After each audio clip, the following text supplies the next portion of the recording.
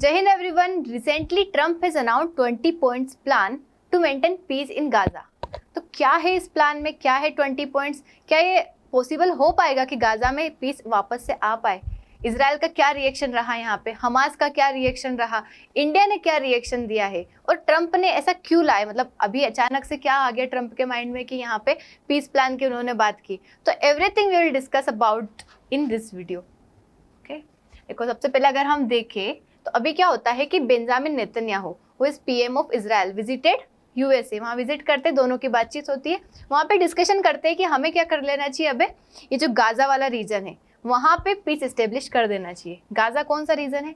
सो आप देखिए, ये जो है आपका इजराइल है, ये जो व्हाइट पोर्शन दिख रहा है इजराइल है, इधर है ये वेस्ट बैंक, इधर क्या है ये वेस्ट बैंक है, और इधर की साइड ये गाजा स्ट्रिप। ये दोनों पैलेस्टाइन के अंदर आते हैं। देखो हमने इसकी पूरी स्टोरी कई बार देखी है, दूसरी वीडियो में भी देखी है। यहाँ पे हमें सिर्फ इस पे ध्यान देना है कि ये जो रीजन है ये गाजा स्ट्रिप, जिसको गाजा पट्टी भी कहा जाता है, मतलब ये स्ट्रिप जैसा है, पट्टी जैसा है, इसलिए गाजा पट्टी कह देते हैं इसे। ये वेस्ट बैंक, ये दोनों पैलेस्टाइन का पार्ट है, ठीक है। और इसमें से भी गाजा वाला ये वाला रीजन है, ये वाला रीजन है, ठीक है। इस रीजन में क्या है कि यहाँ पे एक रिसाइड करती है कम्युनिटी जिसका नाम है हमास, ठीक है, जो कि इजिप्ट के मुस्लिम थे। ये वैसे ये पार्ट भी पहले इजिप्ट का ही हुआ करता था, गाजा स्ट्रिप, इसको इजराइल ने ले लिया था और इसको अभी पैलेस्टाइन वाले लोग यहाँ पे रह रहे। यहाँ पे हमास कम्युनिटी रिसाइड करती है। हमास कौन है? ये एक काइंड ऑफ टेररिस्ट ऑर्गेनाइजेशन है, मतलब यूएसए इसको एक टेरर ऑर्गेनाइजेशन मानता है, ठीक है। तो ये कम्युनिटी यहाँ पे रिसाइड करती है। अभी क्या होता है, इन दोनों के बीच में लड़ाई तो पुराने टाइम से, मतलब बहुत पहले से चलती आ रही है, लेकिन 2023 में, अक्टूबर 2023 में क्या होता है कि हमास कम्युनिटी, मतलब गाजा वाले जो इजराइल पे अटैक कर देते हैं। फिर से इनकी लड़ाई में, मतलब चिंगारी भड़क जाती है, मतलब तो यहाँ से वापस से लड़ाई स्टार्ट हो जाती है। पूरा वर्ल्ड चाह रहा है कि इन दोनों के बीच की में क्या हो जाए, वापस से पीस एस्टेब्लिश हो जाए, शांति हो जाए, दोनों कहीं ना कहीं समझौता कर ले। तो ऐसी बातें यहाँ पे चल रही थी।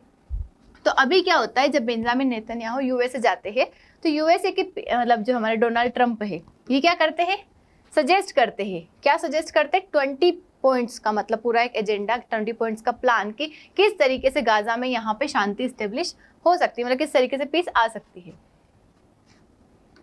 तो देखिए क्या है वो भी हम देखेंगे यहाँ पे। पहले इसका थोड़ा सा बैकग्राउंड देख लेते हैं कि अक्टूबर 2023 में गाजा वॉर स्टार्ट हो गई थी, ह्यूमैनिटेरियन क्राइसिस आ गया था, 2 साल तक चली, सब सीज फायर और पीस की बात कर रहे हैं। अभी जो पूरा 20 पॉइंट्स का प्लान है उसको हमने कुछ 10 पॉइंट्स में यहाँ पे समराइज किया, मतलब 10 पॉइंट्स जो इंपॉर्टेंट है। क्या 10 पॉइंट्स बोले उन्होंने?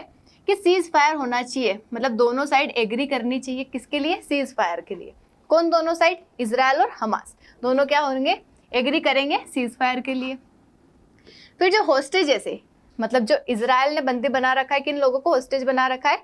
हमास के लोगों को, वो, और जो हमास है जिसने होस्टेज बना रखा है किसको? इजराइल के लोगों को, उनको रिलीज करना पड़ेगा। मतलब यहाँ पे क्या बोला है, होस्टेज को फ्री करना पड़ेगा विदिन 72 आवर्स, मतलब 3 दिन में क्या करना है, इनको रिलीज करना है हमास को, ऐसा कहा गया है। उसके बाद हमास को क्या करना पड़ेगा? डिसआर्म करना पड़ेगा, मतलब अपने वेपन्स वगैरह सबको खत्म करना पड़ेगा, अपने आप को मतलब एक तरीके से निहत्था बनाना है, बिना हथियार के। वेपन्स एंड टनल्स को डिस्ट्रॉय करना पड़ेगा। प्रिजनर स्वेप, इजराइल भी रिलीज करेगा, मतलब जो भी पैलेस्टीनियंस को उसने बंदी बना रखा है। एड एंड रीबिल्डिंग, ये क्या करेंगे, मतलब जहाँ पे जरूरत लगेगी वहाँ पे वापस से रिकंस्ट्रक्शन करेंगे, हेल्प पहुँचाएंगे, जो भी रिक्वायरमेंट है सभी चीज़ों को क्या करेंगे, पहुँचाएंगे गाजा में।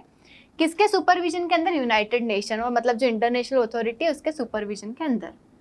अभी टेम्परेरी गवर्नमेंट रहेगी गाजा में, लेकिन हमास की नहीं रहेगी वहाँ पे। जिसका जो गाजा वाला एरिया है वहाँ पे हमास का रूल नहीं रहेगा, ठीक है। अभी के लिए तो इन्होंने दोनों को खाली करवा दिया उस जगह पे, और कोई इंटरनेशनल बॉडी जो रहेगी, इंटरनेशनल मतलब गवर्नमेंट बॉडी जो रहेगी, वो क्या रहेगी, यहाँ पे वर्क करेगी, मतलब इंटरनेशनल बॉडी यहाँ पे काम करेगी, टेम्परेरी गवर्नमेंट बनाई जाएगी। इंटरनेशनल फोर्स, मतलब पैलेस्टाइन, इजिप्ट, जॉर्डन, यूएन, यहाँ पे इंटरनेशनल फोर्स, मतलब एक फोर्स यहाँ पे रखी जाएगी। किस लिए? सिक्योरिटी के पर्पज से, क्योंकि देखो यहाँ से अगर लोग जाएंगे तो जाएंगे कहाँ पे, आसपास वाले नेशन में भी जाएंगे। तो ये पैलेस्टाइन हो गया, उसके बाद जॉर्डन हो गया, इजिप्ट हो गया, तो इन सारे नेशंस में भी क्या दिया जाएगा, एक फोर्स रखी जाएगी, कई के लिए, सिक्योरिटी के लिए।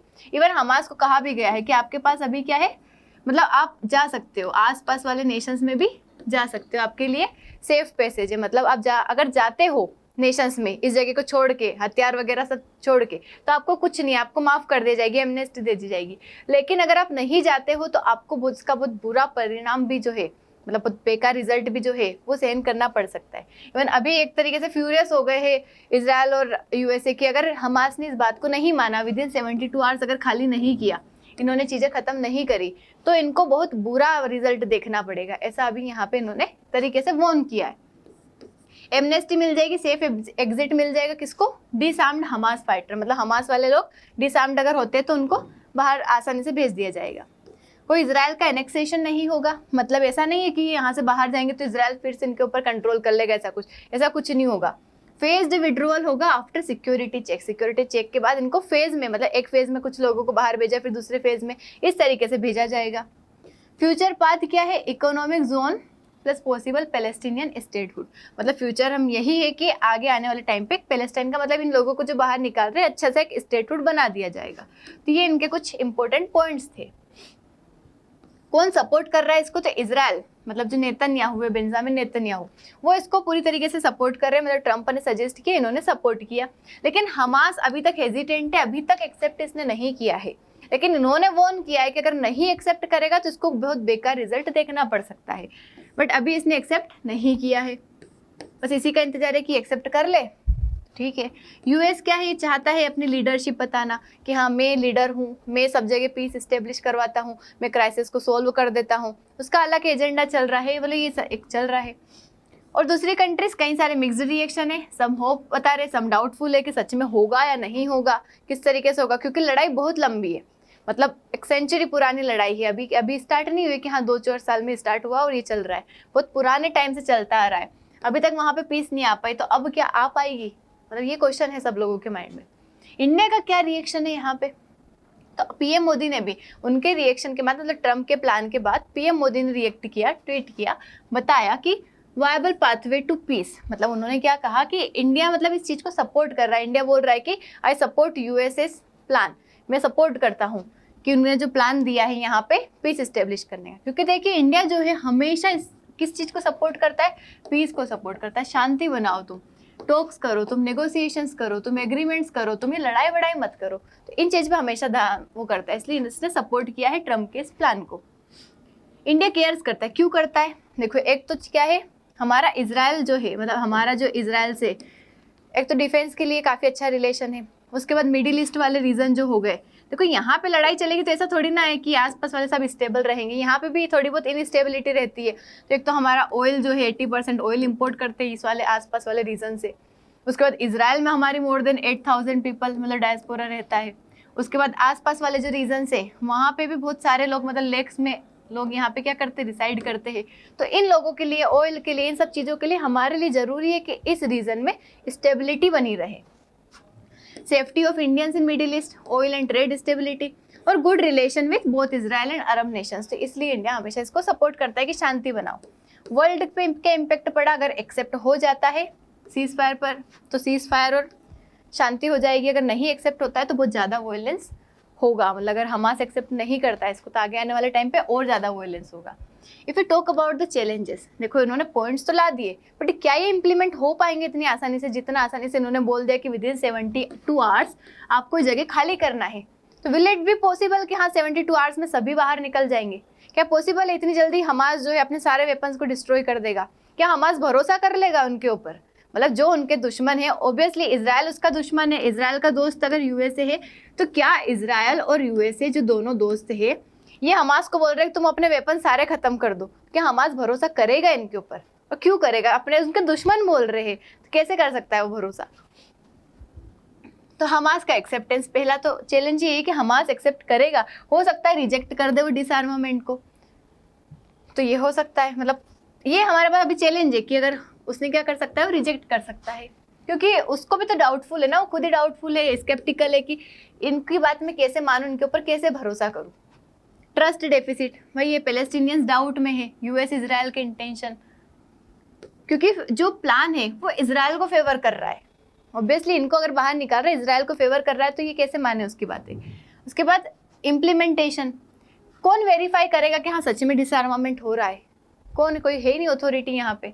कौन इंश्योर करेगा कि जो एड प्रोवाइड करवाई जा रही है, उन्होंने बोला कि बाद में उनको एड प्रोवाइड करवाई जाएगी, हेल्प देंगे, रिकंस्ट्रक्शन वगैरह करवाए जाएंगे, तो उसका मिसयूज नहीं होगा। यहाँ पे कौन अथॉरिटी जो इस सबका ध्यान रखेगी? सिक्योरिटी, अगर हमास डिसआर्म मतलब इवन इफ हमास डिसआर्म्स तो दूसरा मिलिटेंट ग्रुप भी आ सकता है। मतलब हमास ने, मानो चलो हमने मान लिया कि हमास ने डिसआर्मामेंट कर दिया, सारे आर्म्स को खत्म कर दिया, तो लेकिन दूसरा ऑर्गेनाइजेशन नहीं आएगा क्या? दूसरा मिलिटेंट ग्रुप नहीं आएगा क्या? वो रजिस्ट कर सकता है इस चीज को। प्रिजनर्स एक्सचेंज सेंसिटिविटी, देखो इजराइल भी अपने वहां से प्रिजनर्स को छोड़ रहा है, तो वो भी एक कंट्रोवर्शियल है यहाँ पे इजराइल में। उसके बाद इंटरनेशनल कोऑर्डिनेशन, अगर ये चीज़ें करना है तो आपको United nation, Egypt, Jordan, global support, सबको साथ में मतलब एक तरीके से कोऑपरेट करना पड़ेगा, कोलैबोरेट करना पड़ेगा। It's very complex nowadays.